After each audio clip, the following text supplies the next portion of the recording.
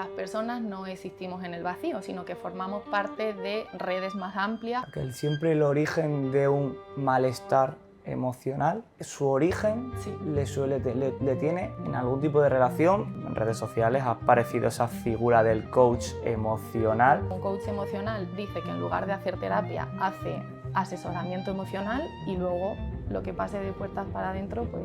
He visto demasiados casos, bajas laborales, vamos a ponerlo en el foco, por depresión, que literalmente son una estafa. Hay alguna lucha ahí un poco entre psicología, psiquiatría. Hace 50 años los roles en una familia estaban muy marcados. El padre trabajaba, la madre se encargaba del cuidado de los hijos, quizá el padre era esa figura de líder. Parece que una familia siempre funciona bien, siempre cuida, siempre quiere, y la realidad es que no es así. Digo que la familia está sobrevalorada. Creo que en el proceso natural de desarrollo de una persona llega un momento en el que pasamos de que es nuestra familia el entorno que más influencia en nosotros, tienen una edad, tienen una pareja y que nuestra influencia prioritariamente sea con esta pareja. Eva, ¿se puede querer a dos personas a la vez? Casos muy extremos de mujeres maltratadas. En fin, que es común que las siguientes que busquen un perfil de hombre similar a lo que tenían antes cuando... ¿Eso es cierto? Si las cosas no están trabajadas, sí. Que los sistémicos entendemos la infidelidad como un síntoma que ha generado el sistema. ¿Hay diferencia en cómo piensan los hombres y las mujeres? ¿Es bueno ser sincero aunque puedas herir a alguien? Eva, bienvenida. Muchas gracias. ¿Qué tal? ¿Cómo estás? Muy bien, muy contenta. La verdad que tengo que reconocerte que estaba deseando hacer este episodio, empezar la segunda temporada con este episodio, porque cuando empecé, uno como creador de contenido con este podcast, quería tener episodios donde la gente que nos dedique un ratito de su tiempo pudiese coger alguna idea, pudiese coger algo de este rato que vamos a pasar y poder aplicarlo, y creo que eres el ejemplo perfecto. No quiero perder ni un segundo. Quiero que te presentes, que nos digas quién es Eva y a qué te dedicas. Pues yo soy psicóloga, especializada en terapia familiar sistémica y de pareja, y ahora desde el 1 de julio he abierto mi propio centro de psicología en Madrid. O sea, lleva prácticamente un par de 2 meses. Estás arrancando ahora, ¿y qué tal la experiencia? Bueno, pues como ha sido en verano, bien, porque en verano suele haber menos trabajo, entonces he podido rodar un poco. Claro, rodar un poquito y acostumbrarme un poquito al sitio nuevo. Qué bien. La psicología humana me parece un mundo súper complejo y súper amplio. Has comentado un poquito cuál es tu campo de conocimiento. Amplíanos un poquito a qué se refiere esa terapia. Sí, porque familiar, es verdad que la terapia etcétera. sistémica no es muy conocida, porque es bastante nueva. Y bueno, en terapia sistémica partimos de la idea de que las personas no existimos en el vacío, sino que formamos parte de redes más amplias como la pareja, la familia, los amigos, la sociedad, y que estas redes son sistemas de relaciones que nos sostienen y que nos moldean, es decir, las personas vamos desarrollando nuestra personalidad y nuestra identidad dentro de estos sistemas, pero que estos sistemas también nos hieren. Entonces, cuando una persona aparece en consulta, la mirada que tenemos nosotros hacia esa persona que presenta un síntoma psicológico de ansiedad, de depresión, es una persona que viene expresando algo de alguno de estos sistemas, de la pareja, de la familia o de los amigos, al que pertenece, o del trabajo. Qué bueno. Es decir, que es un poco, si no entiendo mal, es que una persona al final acaba moldeando su personalidad o acaba moldeando sus sentimientos, sus emociones, en gran parte influenciado del grupo Sí. de su círculo, de su entorno, ¿no? Sí, porque somos seres relacionales, entonces, sobre todo, nuestro sistema relacional por excelencia es la familia, entonces la familia es quien más nos influye en nuestra personalidad y en nuestra identidad. Imagino que sobre todo en los primeros años de vida. En los primeros años de vida, claro, luego ya más los amigos, los compañeros. Imagino que tu profesión es totalmente vocacional, ¿no? ¿Tú tenías claro desde siempre que querías ser psicólogo o la vida te fue llevando por ese camino? Sí, pues yo creo que siempre me había gustado, pero no lo sabía porque era muy pequeña y además antes la psicología era mucho más desconocida que ahora, pero con 15 años fui a terapia, entonces me ayudó tanto esa persona que desde ese momento tuve claro, yo quiero hacer como la misma labor con otras personas. O sea, se podría llegar a decir que esa profesional que era un psicólogo o una psicóloga, Sí. que también dentro de esa terapia sistémica también influenció en ti. Sí, Para, es otro sistema, claro, o la sea, terapia es otro grupo, sistema. ¿no? O sea, al final, ir uniéndolo un poco a lo que estábamos hablando.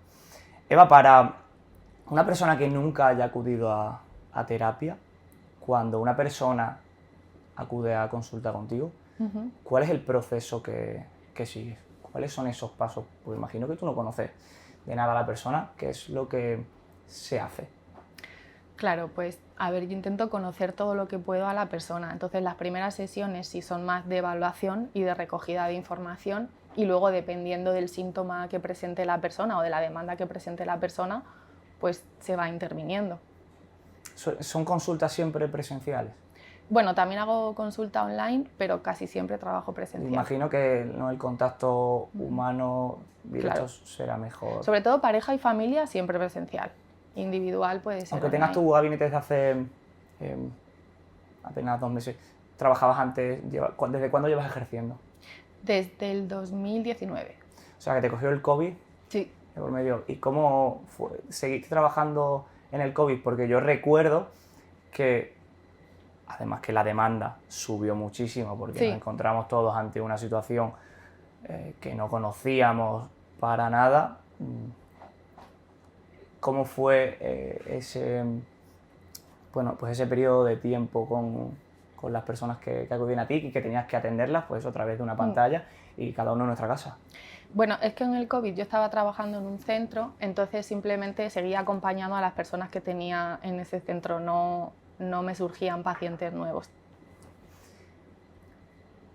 Nos has hablado un poquito de cuál es tu campo de conocimiento o dónde estás tú más profesionalmente activa, pero si una persona llega a ti y se sale un poco de tu campo específico de trabajo, ¿también la puedes ayudar o la derivas a otra persona? A ver, lo derivo a otra persona si he empezado a trabajar con esa persona y creo que excede mi capacidad o excede la disponibilidad que yo tengo en ese momento. Pero esto que te decía antes de síntoma, nosotros vemos como síntoma cualquier malestar psicológico, ¿vale? Una adicción, un problema de conducta, un problema de alimentación, de ansiedad, de depresión. Entonces, este síntoma que trae la persona, digamos, manifiesto, a nosotros no nos dice casi nada. Entonces, nosotros como que buceamos y buscamos lo que hay latente, que normalmente, siempre, tiene que ver con relaciones. Entonces, yo lo que trabajo con las personas son las relaciones. Que siempre el origen de un malestar emocional su origen Sí. le tiene en algún tipo de relación Sí. de todos estos grupos que... Sí. A mí hay una frase que me gusta mucho que es: todos enfermamos en vínculos y todos sanamos en vínculos. O todo se crea en vínculos y todo se repara en vínculos. Por eso también funciona la terapia. La terapia es otro vínculo. Es un refrán que es bastante explícito. Eva, hace no demasiado nadie hablaba de salud mental. Era un tema tabú. Y como seres de extremos que digo yo siempre que somos los humanos, ahora cualquiera habla de salud mental. ¿Crees que eso ha sido algo positivo o crees que hay un peligro de distorsionar un poco la realidad sobre el concepto de salud mental? Hay muchísimo peligro. Hay muchísimo peligro. La salud mental es un tema muy delicado y los profesionales que nos dedicamos a ello tenemos que ser muy responsables con lo que tenemos entre manos y con lo que estamos trabajando. Que yo entiendo que hay muchísima demanda, la gente ha empezado a darle importancia a la salud mental y a las emociones y pues cualquiera se sube al carro, pero se pueden simplificar problemas muy complejos y hay que estar muy formado para tocar un alma humana. Deduzco por la respuesta que me das que piensas que quizá no se está haciendo un buen uso de ese término o de la forma de trabajar la salud mental, incluso en profesionales. Sí, sí, sí. Porque ahora, hablando de competencias, antes teníais vuestra propia competencia, que erais simplemente pues, los psicólogos, unos con otros, tú tienes tu negocio, otro tiene negocio, y digamos que esa era un poco la competencia, pero en los últimos tiempos parece que ahora esa competencia se ha abierto más porque en redes sociales ha aparecido esa figura del coach emocional, ¿no? Por llamarlo de alguna forma, que la mayoría no son psicólogos. ¿Qué opinión tienes al respecto? Porque es verdad que es una figura que está bastante presente ahora mismo en la Sí, sociedad, sobre todo en las es- redes sociales. eso, yo pienso que es una figura que aparece como demanda a la sociedad. Pero bueno, yo creo que la palabra coach significa entrenador, ¿no? Entonces yo no me meto con los coaches en general porque cada uno enseña lo que sabe, pero con los coaches emocionales yo creo eso, que pueden simplificarse problemas que son muy complejos y que pueden hacer más daño que beneficio, porque pueden, por ejemplo, reforzar algún discurso culpabilizante, ¿no? Si yo creo que no estoy consiguiendo algo, no estoy siendo capaz de resolver un problema y acudo a un coach que me ayuda a solucionar ese problema y no soy capaz de solucionarlo, voy a tener un doble problema, o sea, me voy a sentir mucho peor que al principio. Realmente es cierto que la palabra, la definición es así, pero mi sensación es que el trabajo que están intentando hacer o de lo que están viviendo estas personas es prácticamente de hacer terapia con Claro, las personas. O sea, realmente son una competencia directa de un psicólogo. sí. En términos legales eso se puede hacer porque imagino que para ayudar a una persona o para dar terapia a una persona habrá unas bases o una legislación vigente en la que yo no puedo coger a una persona ahora porque me guste hablar o porque me guste escuchar a las personas y Sí, pero intentar bueno, tratarla. luego hay como muchos vacíos, ¿no? Porque es verdad que con esto los psicólogos nos enfadamos mucho porque yo, por ejemplo, ahora que acabo de montar un centro, Claro. tengo que cumplir muchísimos requisitos, muchísimas condiciones, se me mira con lupa, tengo que tenerlo todo muy bien, pero luego, por ejemplo, un coach emocional dice que en lugar de hacer terapia, hace asesoramiento emocional y luego lo que pase de puertas para adentro, pues eso nadie lo sabe. Y al final hace lo mismo. Sí, realmente es muy fácil evadir un poco esa legislación. Claro, es muy fácil. A pesar de lo peligroso que hablamos, que es hablar de salud mental sin ningún tipo de miramientos, ¿has notado en estos últimos años que gracias a que ese estigma de la salud mental ha bajado, ha subido un poco el cupo de personas que deciden acudir a terapia? ¿Crees que a día de hoy es más común? Sí, sí. De hecho, a veces los psicólogos estamos un poco desbordados. Sí. Ampliando un poquito lo que estamos hablando, por este podcast habitualmente pasan dos perfiles. Por un lado, deportistas, bueno, de cierta élite o de cierta categoría, y por otro lado, emprendedores. Ambos grupos de personas, cuando tú tienes un negocio, cuando tú estás sometido a una presión porque tienes que hacer la mejor marca en tu deporte o competir al máximo nivel, es normal que aparezca en muchos momentos de tu vida pues, un estado de estrés, de ansiedad, que también es algo que se habla mucho ahora. Aunque yo creo que la ansiedad, corrígeme si me equivoco, es un estado por el que inevitablemente pasamos todas las personas, seamos deportistas, emprendedores, trabajadores, o estemos en el paro o no hagamos nada. No sé si estás de acuerdo con eso. Entonces, si todos pasamos por momentos de estrés y de ansiedad, ¿dónde está la línea roja en la que yo necesito ayuda de un profesional o acudir a terapia para tratar ese problema en concreto? Bueno, yo creo que siempre puedes acudir a terapia siempre que sientas que lo necesitas. No tienes que cumplir ningún criterio que lo marque nada, ¿no? Es decir, si tú sientes que lo necesitas, ese es un criterio suficiente, pero existen los diagnósticos de salud mental, entonces cuando se considera que es algo clínicamente significativo, cuando por ejemplo pasan unos criterios temporales, que lleves así por ejemplo 6 meses, o que cumplas un número de síntomas.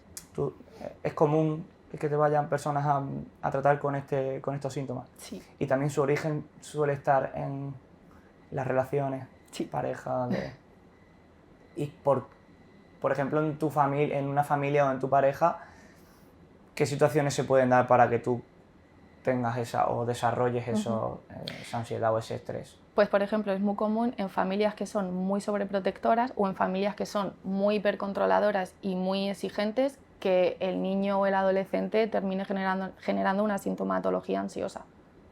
Es muy común. Tengo un poco de recelo con respecto a esto. ¿Por qué? A lo largo de los años que llevo en el mundo del emprendimiento y de las empresas y en mi círculo, he visto demasiados casos bajas laborales, vamos a ponerlo en el foco, Ujú. por depresión, que literalmente son una estafa al sistema. Es la baja más estafadora que hay La de la salud mental. en el mundo de las bajas laborales.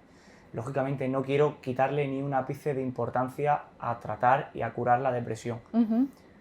Pero por eso te pregunto que cómo se diagnostica, porque me da la sensación de que falta conocimiento o faltan líneas un poquito más concisas Ujú. para que yo te pueda diagnosticar Sí. una depresión. Es que yo creo que eso tiene que ver también con la saturación del sistema sanitario. Si yo soy un médico que veo 100 pacientes al día y me aparece uno que me dice que tiene depresión, pues le doy la baja y que pase el siguiente. Y un médico, como yo puedo ir a una consulta, pues el primer médico que veo, tiene el conocimiento real para saber analizar cómo está mi sentir, como que En a 10, nivel 15 minutos no. Sí que yo he visto de todo, ¿eh? Yo he visto médicos que enseguida te dan la baja, he visto médicos que te ponen medicación y te mandan a casa, y he visto médicos que mandan a terapia y no... ¿Qué opinas de la medicación en las ¿En la personas? depresión Sí. o en los trastornos mentales? Creo que en algunos casos es totalmente necesario, pero creo que siempre tiene que estar dentro de un abordaje integral y que se acompañe con psicoterapia, porque si no, una vez que quites la depresión... No puedes mandar, o sea, eso es más parte de psiquiatría, ¿no? Sí. Hay un poco ahí también como de, hay alguna lucha ahí un poco entre psicólogos, psicología, psiquiatría. Sí, yo nunca he trabajado ¿Podrías en un darnos hospital, alguna pero... diferencia entre ambas cosas? Bueno, la psiquiatría trata más el trastorno mental grave y la psicología pues se encarga más de la psicoterapia. Por eso yo sé que hay piques en los hospitales, pero yo nunca he trabajado en un hospital, pero lo que le escucho a los compañeros es que hay muchísima rivalidad. Yo lo que, bueno, puedo... De lo que conozco es que sí que es cierto que en psiquiatría directamente se trabaja unido a la medicación. Sí. Y la psicología, lógicamente, como no... Bueno, pues no Bueno, sé. pero en psiquiatría cuando consideran que un paciente no necesita medicación o tratamiento psiquiátrico, Lo derivan derivan a psicología. O al revés. ¿Sueles recomendar el deporte a las personas a las que van a Siempre. terapia contigo? Ya Siempre. De hecho, en la primera entrevista que les hago le pregunto por sus hábitos. ¿Qué tal comen? ¿Qué tal duermen? Si hacen deporte y si toman sustancias tóxicas. Eso siempre. Con la experiencia que tienes, ¿crees que eres una voz autorizada para, bueno, pues, ver cómo el deporte puede favorecer no solo a tu estado físico, ¿no? Sino en muchas ocasiones casi más al tu estado y salud mental? Sí, el deporte es un gran regulador emocional y muy preventivo en la salud mental. ¿Tú haces deporte? Mucho. Ahora hubiera estado bien que hubieras dicho, no hago nada, no. Hago mucho. No, ¿qué haces? Corro y hago pole dance. He empezado yo a correr ahora y que hace un montón de tiempo que no corría y lo estoy pasando fatal. Porque el cuerpo, yo lo digo, vamos, cuando vienen clientes a empezar, digo, mira, el deporte es maravilloso, pero tiene muy poca memoria contigo.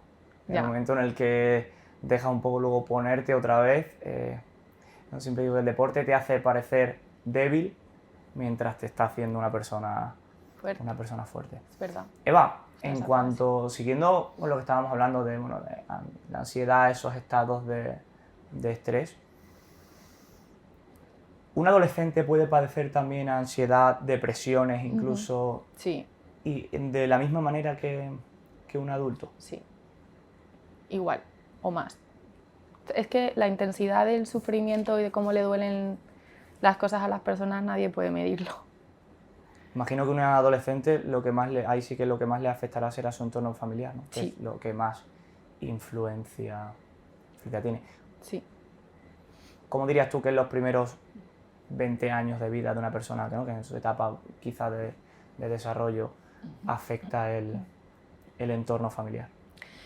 Pues a ver, son muy importantes las formas de comunicación de la familia, los límites que se ponen, las normas que se ponen, las dinámicas que existen, los roles que ocupan cada persona en la familia, porque piensa que las personas funcionamos a nivel consciente y a nivel inconsciente, mucho más a nivel inconsciente que consciente. Entonces suceden cosas en las familias que, o sea, una familia es como un equipo, ¿vale? Si el equipo funciona bien, ninguno de los miembros tiene por qué presentar ninguna enfermedad ni ningún síntoma psicológico, y si la familia funciona mal, uno de sus miembros o varios de sus miembros puede enfermar y puede presentar síntomas psicológicos, que normalmente suele ser el miembro más vulnerable, más leal y más sensible a la familia, que normalmente Son los hijos. son los niños y los adolescentes, los hijos. Y los síntomas son inconscientes. Por ejemplo, un síntoma de ansiedad es, por ejemplo, un adolescente es una manera que tiene de gritar o de expresar algo que no algo puede no decir funciona, con ¿no? palabras, claro. Que Por quizá ejemplo, ni entienda.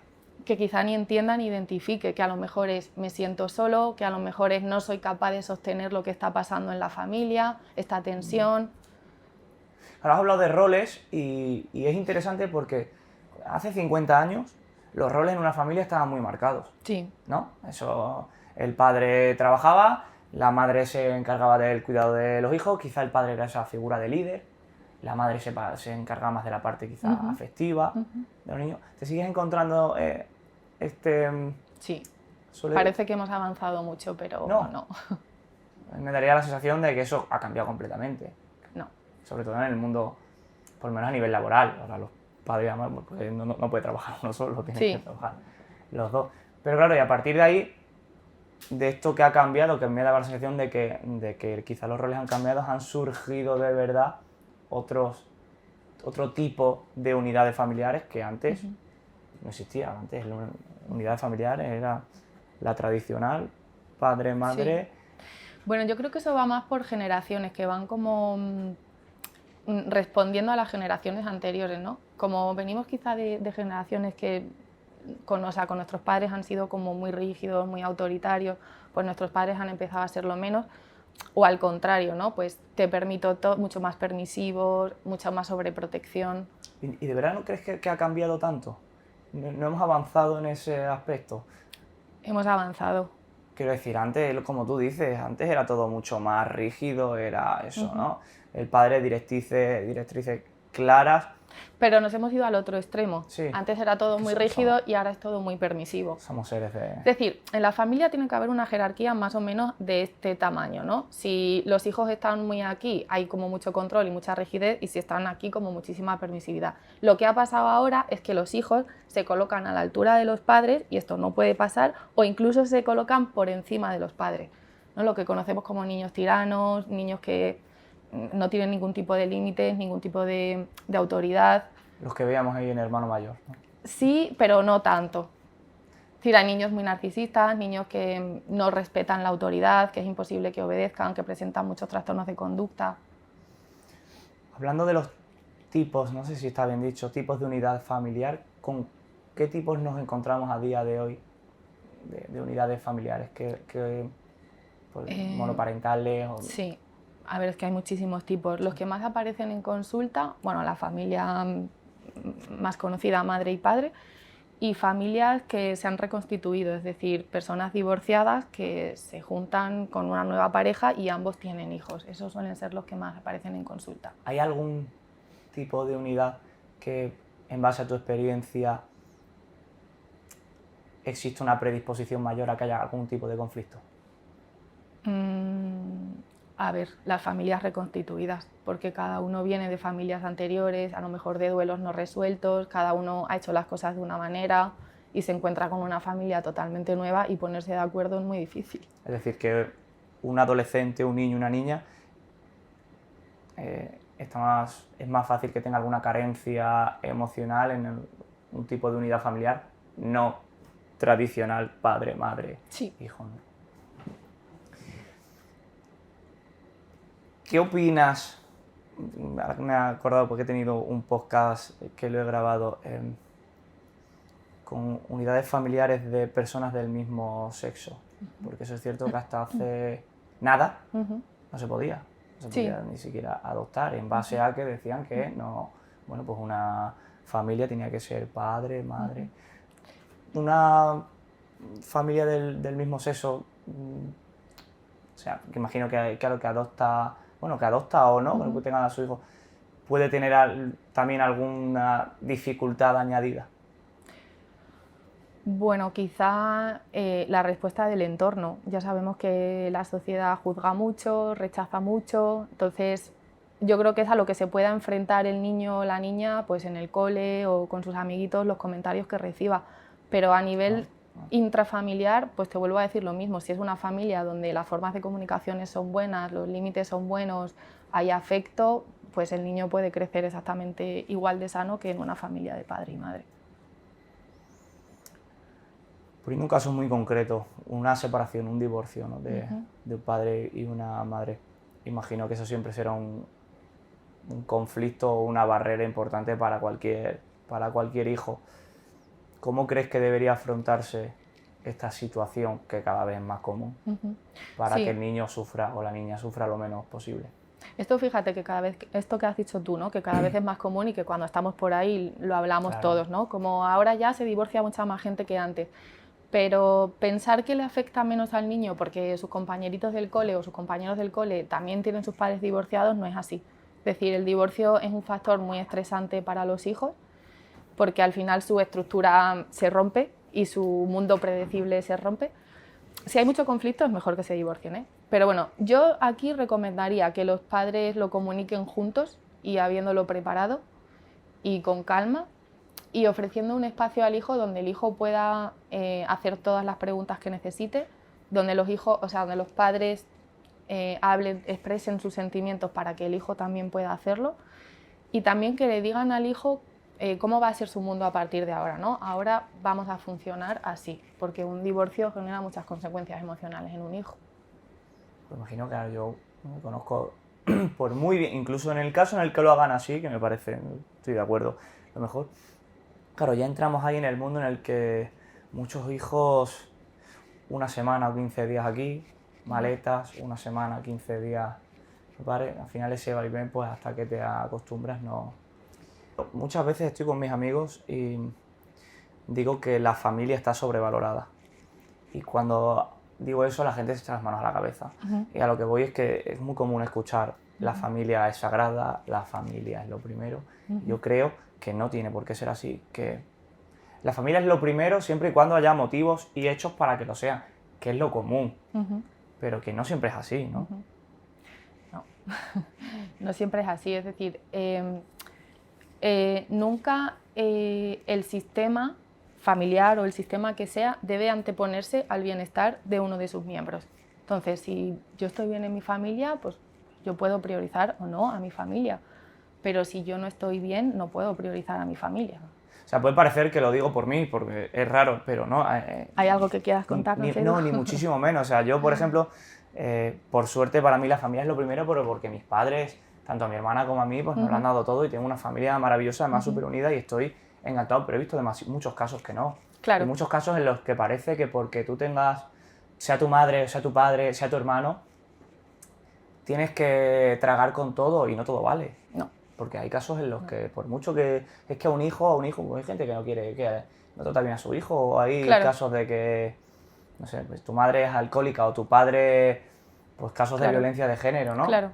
Que serán los casos más extremos. El respeto y el buen trato siempre tiene que ser lo primero. Entonces, no tiene por eso digo que está sobrevalorada, porque tu familia tiene que ser lo primero si la relación es recíproca. Yo creo que está sobrevalorado el concepto que tenemos de familia, ¿no? Parece que una familia siempre funciona bien, siempre cuida, siempre quiere, y la realidad es que no es así. Lo que he dicho al principio, ¿no? Que son sistemas que a veces sostienen y que a veces hieren, y a veces solo hieren.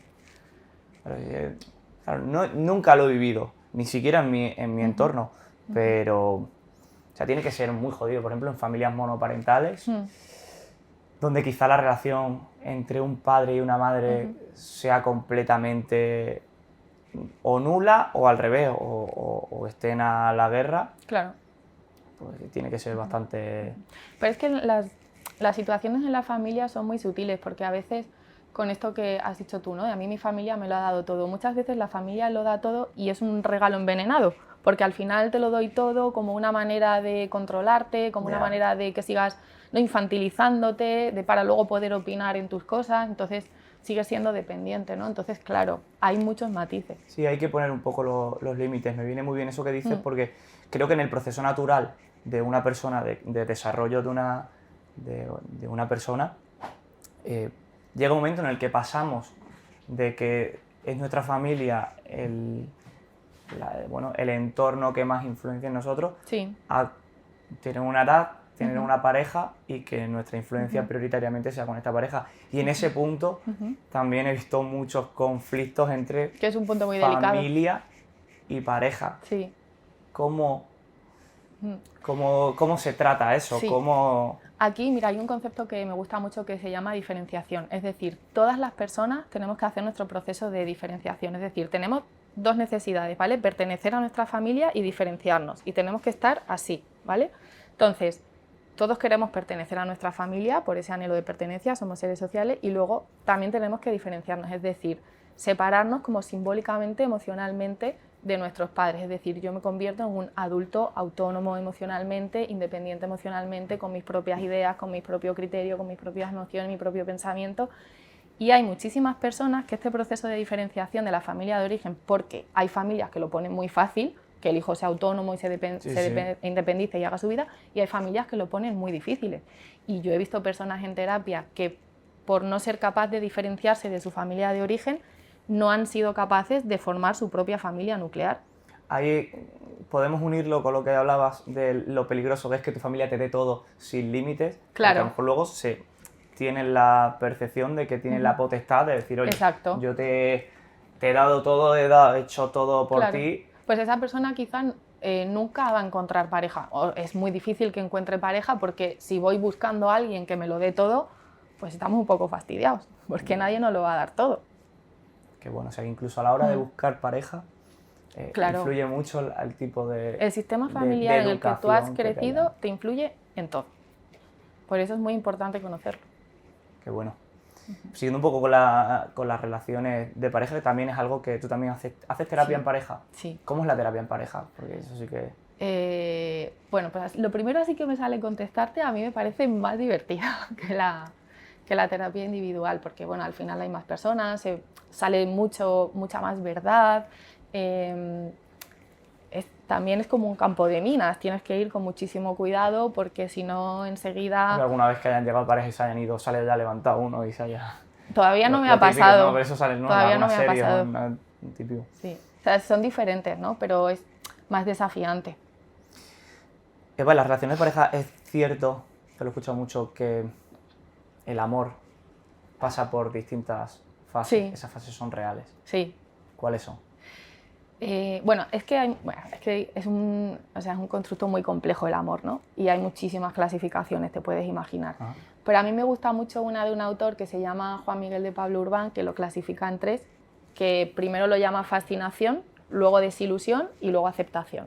¿No? Y al principio la fascinación, pues idealizamos al otro, en este momento no te cuestionas nada del otro, ni de ti, ni de la relación, ni estás dispuesto, ni nada. Luego pasas a la fase de desilusión, que aquí es cuando llega la crisis, que aquí es muchas parejas donde rompen si no son capaces de solucionar esa crisis, porque hay mezcla entre lo idealizado y que empieza a aparecer lo real, pero que todo el mundo quiere volver a la fase de fascinación. Entonces, la crisis en griego significa decisión, ¿no? Aquí se toman como muchísimas decisiones. Cuando se decide seguir porque tú has conocido a tu pareja y has trabajado y apuestas por esa relación, pasas a la fase de aceptación. O sea, que la que llega a esa tercera fase es porque no han roto. Claro, es porque no han roto. Y aquí es pues cuando conoces a tu pareja y la complejidad que tiene tu pareja y sabes que hay problemas, pero esos problemas son conscientes, que también es muy importante. Ajá. Y crees que la relación pues, es lo suficientemente buena para luchar por ella, porque claro, las relaciones cuestan mucho esfuerzo, que es algo que hoy en día... Digamos que esa primera fase de fascinación, ¿no? Como esa fase en la que hay un enamoramiento sí. máximo. ¿Es lo mismo estar enamorado que querer o que amar a una persona? ¿Tú qué opinas? Sí, yo diría que sí. Sí. Si estoy enamorado de una persona es que la quiero, que estoy enamorado de ella. Lo que no sé si eso dura siempre. Claro, yo creo que hay diferencias, ¿no? Porque el enamoramiento es como algo más idealizado, es como algo más de conexión, y el amor no es una conexión, el amor es una relación, y la relación implica responsabilidad, implica tiempo, implica cuidado. Yo creo que el enamoramiento tiene algo más que ver contigo, que tú te enamoras del otro, idealizas al otro, y el amor es algo que se construye con el otro. Quizá el enamoramiento es algo más incluso hormonal, ¿no? Sí, pero tengo la sensación de que en las parejas, ¿no? Que siempre se habla de que el amor, las relaciones al final se acaban convirtiendo en una rutina y que eso es algo inevitable que acabe pasando, pues que esa magia, ¿no? del inicio se vaya perdiendo. Además tiene como un tiempo que siempre dice, no, pues como entre el año y medio y los 2 años, ahí es donde quizás las fases tienen por norma general, un tiempo de duración? No. No. Cada fase y cada pareja es un mundo.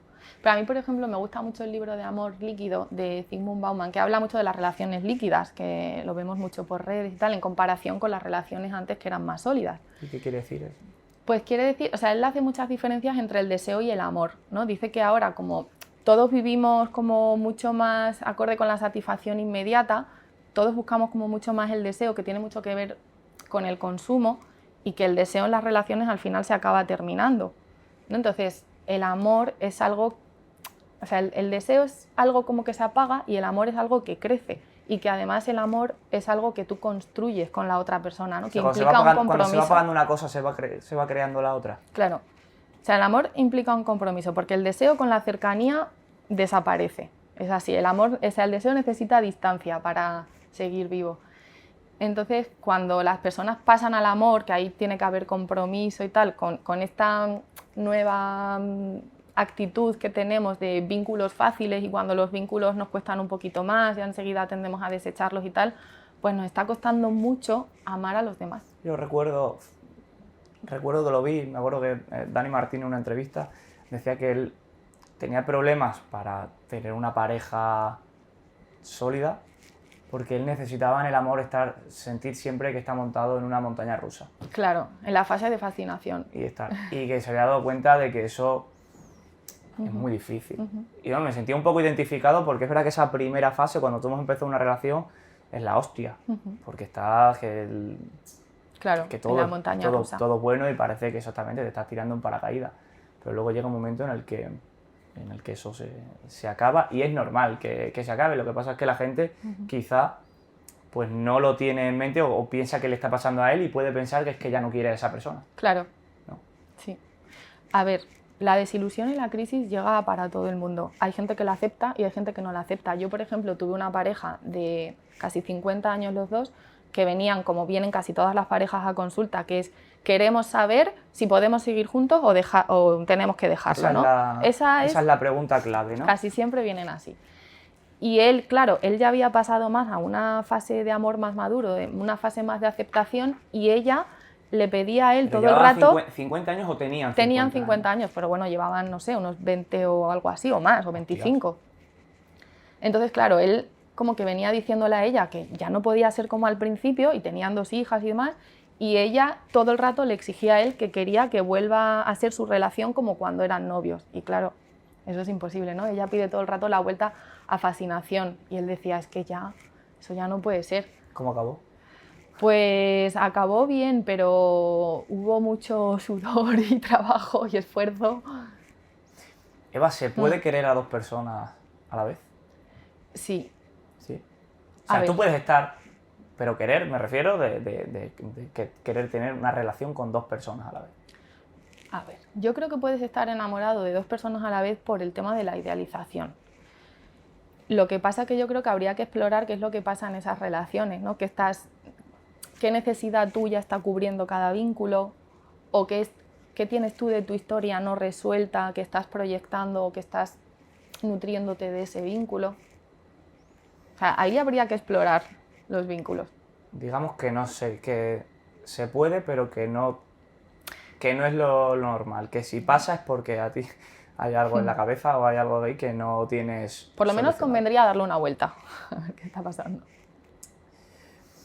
Que también puede ser esto que hablábamos, ¿no? De ahora, con las relaciones líquidas, nos cuesta más comprometernos en relaciones sólidas. Además que la sociedad está vendiendo mucho el autocuidado y tú primero y tal, pero está vendiendo poquísimo que hay que cuidar los vínculos, y que eso cuesta mucho esfuerzo.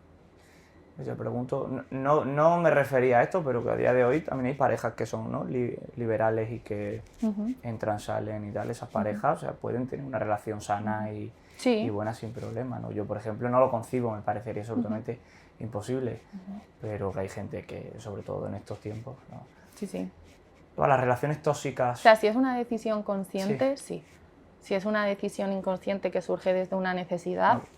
Claro, yo cuando hablo de eso, hablo de que las 2 personas son conscientes y están de acuerdo. No, claro, si no, lo otro es una infidelidad. Claro. Entonces ahí, claro, una lo acepta porque no se están quedando. Claro. Eva, te decía, ¿las relaciones tóxicas existen de verdad o es un término A ver. inventado. Porque yo hablo de relación tóxica y te puedo definir perfectamente lo que es. ¿Sí? A ver. Sí. Pues para mí una relación tóxica es una relación entre dos personas donde ambas son conscientes de que su relación no está bien, pero que tienen un deseo... Una dependencia. Una dependencia, no a la otra persona, sino a ese estado de angustia, ese estado, porque al final yo creo que los estados emocionales... Bueno, esa intensidad, ¿no? Claro, los estados emocionales negativos son los más intensos. Sí. Entonces tengo la sensación de que hay gente de que necesita, aunque sea malo y le haga mal... Mejor lo malo conocido, ¿no? Claro, ¿no? Pero que necesitan ese estado de eso, de intensidad, tener esa sensación y por eso, pero ellos saben que esa relación no está bien. Para mí eso es una relación tóxica. Puede durar años. Sí. A ver, a los psicólogos no nos gusta mucho el término tóxico por motivos conceptuales y éticos, porque creemos que es un término que causa mucha vergüenza y mucha culpa y también que deja como muy atrapado a buscar soluciones, porque por ejemplo, tú si encuentras comida intoxicada en la nevera, ¿qué haces? La tiro. Claro, es como no hay nada más que hacer, ¿no? Claro. Entonces nosotros tendemos más a hablar de patrones disfuncionales, porque si tú te encuentras algo por tu casa que no funciona y lo valoras mucho y quieres seguir manteniéndolo, intentas repararlo, ¿no? Claro, sí. Que tóxico es algo que no tiene solución. Eso es lo que parece, claro. Pero realmente las personas en una relación que se denomina tóxica, lo que pasa es que están en bucle, están en un bloqueo, en un patrón disfuncional. Pero realmente existir, aunque el nombre no sea lo más adecuado, pero está claro que existen, porque hay parejas que literalmente, bueno, muchas no...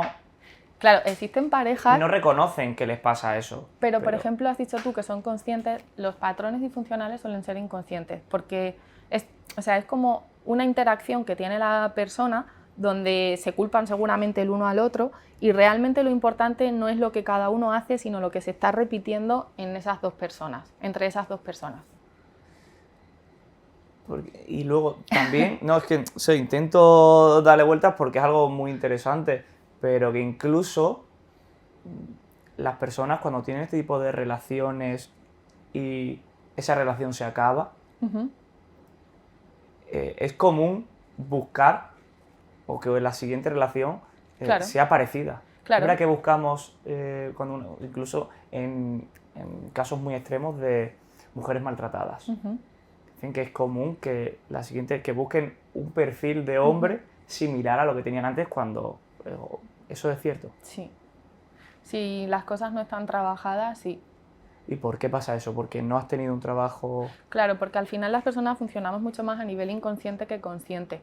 Y a nivel inconsciente funcionamos peor y, generamos más síntomas y cuando hacemos consciente las cosas, que de eso trata un poco la terapia, de hacer consciente lo inconsciente, pues tomamos otras decisiones, permitimos menos cosas. Es importante en una pareja hablar y poner, no sé si los límites es la mejor palabra, pero sí que haya una buena comunicación. ¿Crees que no hay una buena comunicación entre las parejas habitualmente? Horrible, sí.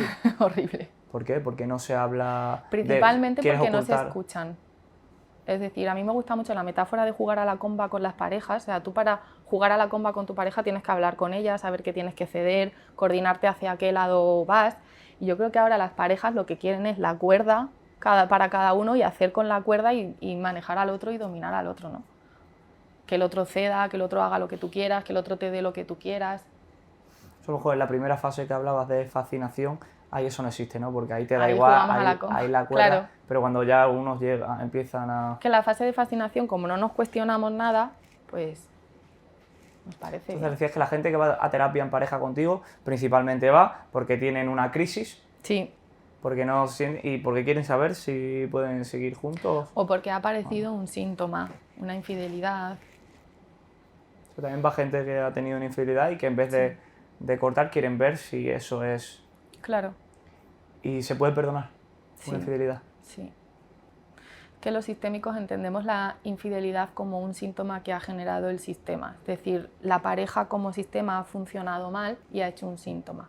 Normalmente luego detrás de una infidelidad había muchísima falta de deseo en la pareja, mucha falta de comunicación, no se cuidaba, no se hablaba del sexo, no había relaciones, entonces no es casualidad que el síntoma que aparezca es un síntoma sexual. Y no puede haber pero también hay casos en los que la No, pareja puede claro. funcionar bien, perfectamente, y al final una infidelidad es un momento puntual, en un momento concreto que puede aparecer Sí. sin necesidad de que haya algo. Hombre, no es lo mismo una infidelidad que aparece en un momento concreto que una persona que no para de ser infiel. Las personas lo dicen de los hombres, ¿no? El típico refrán del hombre es infiel por naturaleza. Pero yo lo voy a preguntar en general. Las personas, a lo mejor se sale un poco de tu ámbito, pero tu punto de vista, ¿las personas por norma general son infieles? O sea, ¿tú dirías que más de un 50% de los matrimonios que hay en España ahora mismo, más de un 50%, en esa relación ha habido infidelidades? Los datos, yo lo creo también, ¿eh? Los datos hay dicen datos, que sí. Hay datos y ¿sabes cuáles son o no lo sabes? Sí, lo leí hace poco. yo no tengo ni idea. Es que incluso creo que era más del 50%, pero como no lo sé seguro, no... ¿Hay diferencias entre hombres y mujeres o no? Creo que cada vez menos. Aunque no somos los hombres, ¿no? ¿Y crees ahora ya, bueno, un poco más en serio, que sí, que la mayoría de esas es porque hay un patrón, ¿no? O un síntoma, ¿no? Un síntoma o un patrón disfuncional. ¿Tú crees, Eva, que después de una ruptura es importante pasar un tiempo solo? ¿O no tiene nada que ver? A ver, yo creo que es importante resolver el duelo. Eso es importante, el tiempo solo o no. Si aparece una persona, porque... Y lo pregunto, y la imagen que tengo en mi cabeza es también ejemplo de relaciones largas, pero que van encadenando relaciones. Y son relaciones largas, por lo tanto, pero que es una persona que no puede estar sola, que deja una pareja, empieza con otra, deja una pareja, empieza con otra. ¿Tú crees que ahí también hay algo, que se está a lo que repitiendo? habría que tratar? Sí. ¿Y qué sería? Así a grosso modo. Es que dependiendo de la necesidad que tenga cada persona. A lo mejor es miedo a la soledad. Es que cada caso es un mundo. Hombre, desde luego, si hay algo que se está repitiendo y todas las decisiones que se están tomando son iguales y no hay ningún cuestionamiento... En el caso de la ruptura también, ¿se puede ser amigo de una persona con la que ya no... Con el tiempo sí. O sea, al principio no. Al principio no. O sea, convertir el amor en amistad y la amistad en amor rápidamente, no es... O sea, que en una ruptura hay que cortar por lo sano. A ver, al principio yo creo que vendría bien. Luego cada caso... Eso también. Hubo, en una conversación me pusieron un ejemplo que es muy práctico. Es como si tú quieres dejar de fumar y te vas con una silla y te pones enfrente de un estanco. Claro. Lo puedes hacer, sí. Claro. Te va a costar mucho más. Te va a costar mucho más. Entonces, Eva, si nos tuvieses que dar... Yo sé que no te gusta decir ¿no? cosas muy concretas y dar recetas consejos universales no me gustan. Efectivamente, pero te podría preguntar, para tener una relación sana, que tampoco te gustará ese término, ¿no? ¿O sí? Sí, ese sí. Una relación sana y duradera, o sea, ¿me podría decir qué 3 cosas son fundamentales en una relación de pareja? Ahí sí que habrá cosas que son muy importantes. Sí, claro. El amor, que es o sea, tiene que estar aunque no es suficiente, la confianza y el respeto. ¿Y la comunicación? Por supuesto también, pero me has dicho 3. Te he dicho 3. La comunicación es muy importante. Ahí queda, para quien lo quiera. Vamos a hablar de dinero. No te voy a preguntar cuánto dinero tienes porque eso ya lo hacen en otros programas. Pero sí tengo varias dudas. Una, ¿en la sanidad pública hay psicólogos? Sí. En hospitales hay psicólogos. Sí, aunque muy pocos. ¿Es por eso por lo que el 90% de los profesionales os estáis en el sector privado? Claro. Yo de hecho estuve un tiempo intentando acceder a la sanidad pública, pero los psicólogos lo tenemos tan difícil que al final pues... Eso es una oposición sin más, lo que pasa es que el número de plazas es ínfima, ¿no? Es una oposición como la que hacen los médicos del MIR para elegir especialidad, pues los psicólogos para poder acceder a un hospital. El sueldo de un psicólogo, no has trabajado nunca en lo público, pero el sueldo de un psicólogo en la sanidad pública ¿se puede asemejar al de un médico o al de un enfermero? Sí. Sí, o sea, son... Sí. Son del grupo A. Está bien remunerado, ¿no? Quiero que nos cuentes ahora un poquito cómo es que has abierto tu clínica. Se llama Antella Psicología. Exactamente, pues que nos cuentes un poquito ese proceso de emprendimiento, cómo ha sido, con qué dificultades te has encontrado y con, bueno, pues con algo que era novedoso para ti, que era un terreno inexplorado, pues cómo ha sido tu experiencia. Pues creo que más rápida de lo que hubiese pensado siempre. Yo empecé trabajando en adicciones y con unas condiciones pésimas, muy mal. Entonces, yo creo que desde ese malestar nació que yo me iniciara en redes sociales, porque a mí me encanta la psicología, entonces decía, no puede ser que haya estudiado tanto y haya invertido tanto tiempo para al final tener estas condiciones. Entonces quería como tener mi propio proyecto de psicología, una amiga me ayudó y me animó y empecé en redes sociales con la casualidad de que un vídeo viralizó mucho, yo ya había tenido un pequeño crecimiento, pero bueno, entonces con las redes sociales empezaron a entrarme mis propios pacientes y bueno, me cambié de trabajo, pero luego me era muy imposible compaginar la clínica en la que yo estaba con lo que a mí me estaba llegando por mi cuenta y todo el trabajo por redes sociales, que también requiere mucho tiempo. Y fue el punto. Entonces ya me alquilé mi propio sitio en Madrid, que también está carísimo, y ahí ya veía a mis pacientes. Entonces, como no paraba de crecer, pues ya dije, tengo que... ¿Te dio miedo ese paso? Me dio mucho miedo, pero bueno, he tenido muchísima ayuda de mis padres y... Te has hablado de que empezaste trabajando en adicciones, me parece un tema increíble también. Se sale un poco de lo que hemos hablado, pero aunque sean unas pinceladas, ¿cómo se trabaja con una persona adicta? ¿Cuáles son los primeros pasos? Porque ahí sí que es un patrón que es muy común. Sí. Siempre es más o menos lo mismo. A ver, suele ser un trabajo muy largo, de 2-3 años por lo menos. Sí. Que bueno, Sí, las terapias en dicen general... que un adicto no deja de ser adicto nunca. Bueno, dicen que es una enfermedad crónica, ¿no? Pero claro, tú puedes vivir rehabilitado toda tu vida.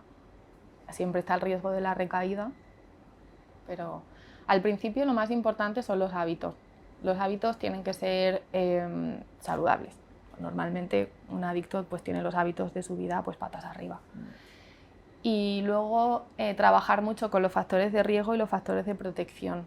Es decir, todo lo que le recuerde a una sustancia o al tema de adicción que sea. Si eres alcohólico, no vayas a una discoteca. Efectivamente. Eso hay que eliminarlo, ¿no? Y hacerte con muchísimos factores de protección y luego trabajar lo que hay debajo del síntoma. Trauma, relaciones, abusos, lo que haya. ¿Es común en unas adicciones a que haya recaídas? Sí. ¿Se cuenta con ello incluso? Se cuenta con ello. Me parece un tema...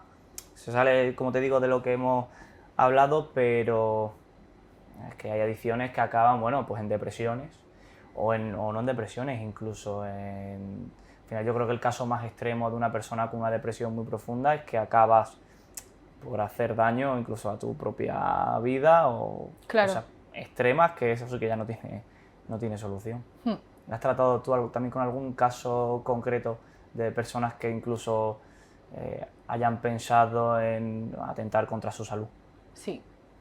Y eso digamos que es el caso más extremo, ¿no? Sí, ese es el caso más extremo. Es verdad que las personas que, por ejemplo, sí que tengo parejas de personas que se han suicidado y personas con ideas o intentos autolíticos, pero es verdad que con poco riesgo, que igualmente tienes que poner mecanismos en marcha, pero... Hay gente que puede llegar a pensar en quitarse la vida, pero sin... O sea, hacer un intento pero sin querer hacerlo, simplemente pues por, no sé si, o por llamarla, o porque tiene necesidad de atención, o porque muchas veces he escuchado que si una persona quiere hacerlo, no falla. Sí, eso o sea, que los intentos por detrás era no quería hacerlo. No es tan fácil. Es decir, sí que puede que haya intentos fallidos y los de las llamadas de atención están... Quiero decir, si una persona está llamando la atención es porque necesita algo, que no está siendo capaz de expresarlo de otra manera. No hay que prestarle menos atención.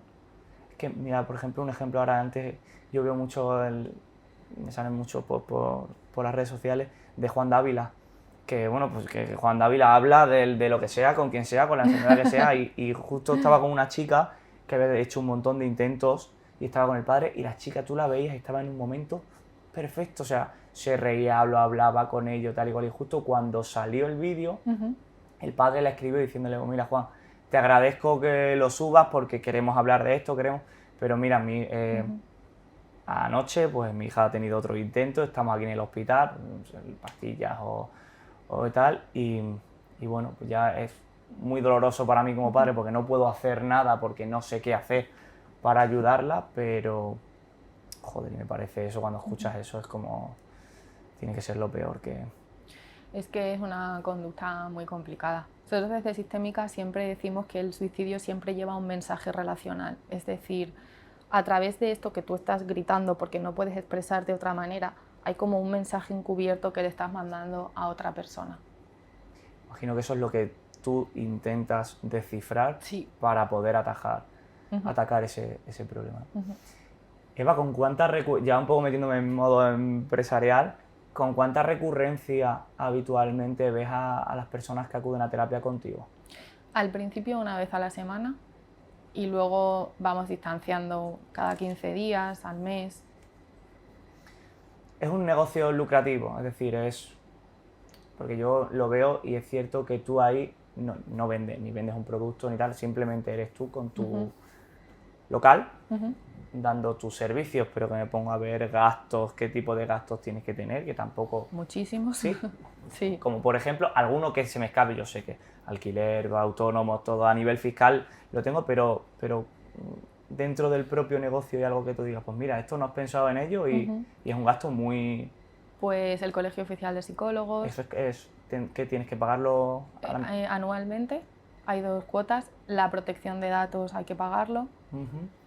Y bueno, luego las supervisiones también son un gasto importante. ¿Y eso qué es? Es muy importante que los psicólogos hagamos supervisiones, que es cuando necesitamos ayuda con un caso, tenemos que pagar a otro... Mira, pues no tenía ni a eso. otro experto otro psicólogo más experto, con más experiencia, con más sabiduría, para que nos ayude. Bueno. Yo, por ejemplo, estoy en un grupo de supervisión 1 vez al mes, estoy 4 horas. Y ahí tú expones tus casos. Claro, yo llevo un caso y me ayudan. Eso se puede hacer, eso no es... O sea, bueno, al final es confidencial porque estoy con otros profesionales. Me refiero que tú no puedes hablar conmigo ahora de, pues he tratado a Edu y a Edu qué tal y tal. No, lógicamente eso es la protección de datos, pero que bueno, ahí sí que en ese caso sí que puedes expresar. Sí, con otros compañeros podemos hablar, claro. Vale. Fíjate, pues no tenía ni idea, me alegro que lo digas. Eva, yo por ejemplo como entrenador personal, pues yo tengo mis redes sociales, tú también las tienes, ahora pondremos por aquí tus redes. Y a la hora de yo intentar captar clientes, pues es muy fácil que pues lo tengo bastante claro en el sentido de, bueno, pues quiero que tú te veas mejor, quiero sacar una mejor versión de ti, puedo ponerte casos, puedo incluso exaltar puntos de dolor tuyo. Oye, ¿no te ves bien como estás? Pues mira, te voy a ayudar a tal, ¿no? Un poco exaltar puntos de dolor y ponerte el caso en lo que te quieres convertir o el resultado final. Pero en el mundo de la psicología, de la salud mental, me da la sensación de que no todo vale. Tú no puedes salir en un vídeo y decir, estás de la cabeza hecha polvo, tienes un montón de problemas, seguro que si miras en tu familia hay problemas, ven que te voy a ayudar. No, es un poco a modo de broma, pero no todo vale. ¿Cómo captas personas que quieran ir a terapia en un sitio como Madrid, que es tan grande? ¿Cómo es esa...? Sí. Tampoco, cuando yo hice el proyecto de redes sociales, tampoco era la intención de captar, sino divulgar psicología. Y es verdad que, claro, la relación con redes sociales también ha sido delicada por el tema de la salud mental, porque el contenido que se sube es muy delicado y tiene que ser riguroso. Entonces yo, ahora que espero volver, quiero dar información, por ejemplo, contar cosas de terapia sistémica. Yo cuento cosas de terapia o de las teorías sistémicas o conceptos o algo así. Y también los vídeos que subo quiero que tengan el enfoque de hacer reflexionar, de hacer pensar. Y luego cuando alguna persona se ha puesto en contacto conmigo a través de redes sociales ha sido porque les he gustado yo, o sea, les he parecido cercana, les he gustado cómo hablaba, les he gustado lo que decía. Tengo muy claro, a día de hoy casi en todas las profesiones, incluso en la mía también, y la gente me contrata no por lo que sé, luego tengo que demostrarlo, pero me contratan porque soy yo, claro. Y porque hay que encontrar, pero en tu ámbito profesional no tengo ni la más mínima duda de que la gente que te contrata o va a terapia contigo no es por todo lo que sabes, sino por ti, porque eres Eva y porque voy a Eva. Por eso me crea confusión como en un sitio como Madrid, que no te conoce tanta gente, que es un sitio enorme, pues ¿cómo te has ido haciendo tu cartera de Pues personas? casi todo ha sido por el boca a boca. Sí. Sí, al principio redes sociales y luego como dejé más a un lado las redes sociales porque tenía ya tanto trabajo que 2 trabajos a la vez era imposible, pues por el boca a boca. ¿A cuánta gente puedes estar dando terapia ahora mismo, en este momento? 45... Sí, y abarcas a tanta gente, porque claro, que luego cada gente, tú cuando vuelve, imagino que tú tendrás ahí Sí. tus apuntes o como quieras llamarlo, porque a lo mejor no te acuerdas de todas Sí. los problemas de la gente. No apunto mucho, pero sí apunto, claro. Pero a la semana hago 20, 25 sesiones.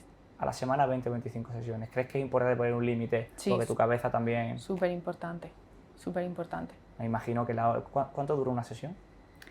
Individual 55 minutos, 1 hora, y de pareja 1 hora y cuarto, de pareja y familia 1 hora y cuarto. Imagino que tu energía dura lo que dura a lo largo del del día y de la semana. Y sobre todo es muy importante que tú estés al 100%, porque una persona que acude contigo porque tiene algún tipo de problema emocional, sí, necesita que le prestes toda la atención. Los psicólogos tenemos que cuidarnos mucho, sí, es muy importante. En ¿Los todas las profesiones. ¿Los psicólogos vais a terapia también? Sí, sí, sí. Me imagino que eso sí que lo haréis incluso por... Súper importante. Sí, porque al final yo creo que una de las... ¿Lo dices, que eres psicóloga también? O, bueno, cuando has ido a terapia... Ah, sí, dices sí, que eres claro, psicóloga. claro. Sí, sí. ¿Y tú has dado terapia a otros compañeros? Sí, sí. Y no es como la sesión de decir... Yo lo disfruto mucho porque recurro a veces a la teoría, ¿no? Como este concepto de este autor o como dice este autor, y hay como una comunicación a veces más rápida. Claro, no, lógicamente, claro. O sea, no tiene nada que ver. Qué bueno. Bueno, Eva, pues yo he estado encantado de estar contigo. Antes de terminar siempre tenemos una pequeña sección de preguntas y respuestas rápidas. Sí. Sí, rápido, que son, bueno, son muy... Normalmente pido respuestas muy cortas. Vale. Pero en tu caso no son tan concretas las preguntas, entonces no tienes tiempo. Tú vas a tener ese comodín. ¿La mente puede llegar a enfermar al cuerpo? Real. Claro, sí, totalmente. La mente puede incluso crear síntomas de embarazo. ¿Cómo que síntomas de embarazo? Ah, sí. ¿Esos embarazos psicológicos que se llaman? Sí, se llama pseudodiétesis, algo así. ¿Por qué pasa eso? No sabemos, no tengo ni idea. ¿Hay diferencia en cómo piensan los hombres y las mujeres? Sí. Somos muy diferentes. Somos diferentes, claro. Y pensamos en nuestro cerebro, en la forma de pensar, hay mucha diferencia. Sí. ¿Podrías decir cuáles son habitualmente? Pues, por ejemplo, la manera en que percibimos las cosas, los hombres tienden a tener una perspectiva más global, las mujeres tienden a tener una perspectiva más analítica, más al detalle. Yo leía, por ejemplo, que los hombres, llevándolo al instinto de supervivencia, al final no dejamos de ser animales y que los hombres pues, sobreprotegían más esa manada, más con fuerza y más con... y las mujeres eran encargadas. Pues, sí, claro, las cuestiones evolutivas pues, las seguimos llevando encima. El caso más complicado que hayas tenido en tu vida, algo que recuerdes. Pues... O más de uno. Además fue de los primeros, una chica de otro país que habían asesinado a su padre y era adicta a muchísimas sustancias, a la heroína, aparte tenía muchísimo trauma, la familia estaba súper desestructurada, toda la familia tenía problemas mentales. ¿Era joven? Sí, tenía 27 años o algo así. ¿Es bueno ser sincero aunque puedas herir a alguien? A ver, yo creo que aquí podemos diferenciar en que, a ver, podemos causar dolor en los demás, pero tenemos que ahorrar daños innecesarios. Es decir, las personas, es inherente a la condición humana, nos frustramos unos a otros y vamos a generar dolor con cosas que vamos a decir, pero tenemos que decirlas evitando un daño que puede ser innecesario. Es decir, me interesa, es decir, que si yo al ser sincero contigo, Ujú. no te voy a causar ningún beneficio, Ujú. es incluso mejor de vez en cuando Claro, si va a ser ahorrártelo. constructivo, aunque a mí me duela, está bien que me lo digas. Si va a ser algo destructivo, no. Yo también había un refrán que leía que la sinceridad sin empatía no es sinceridad, Claro, es sincericidio. sí, o crueldad, ¿no? Yo lo había leído. Claro, crueldad. Crueldad. ¿Qué sentimiento es más dañino? ¿El miedo o la tristeza? Es que depende. Yo diría el Ya, miedo. las preguntas ya han ido un poco más profundo. Yo diría el miedo. Yo creo que el miedo bloquea mucho más que la tristeza. Y ambos son también son inevitables. Tenemos... Por supuesto, inevitable. Somos humanos y nada humano nos es ajeno. La tristeza y el miedo son humanos. Y ya por último, esta no la tengo aquí, pero la felicidad para ti, ¿qué es? ¿Podrías decirme qué definirme la felicidad? Una persona ¿No? puede ser feliz siempre. No, no.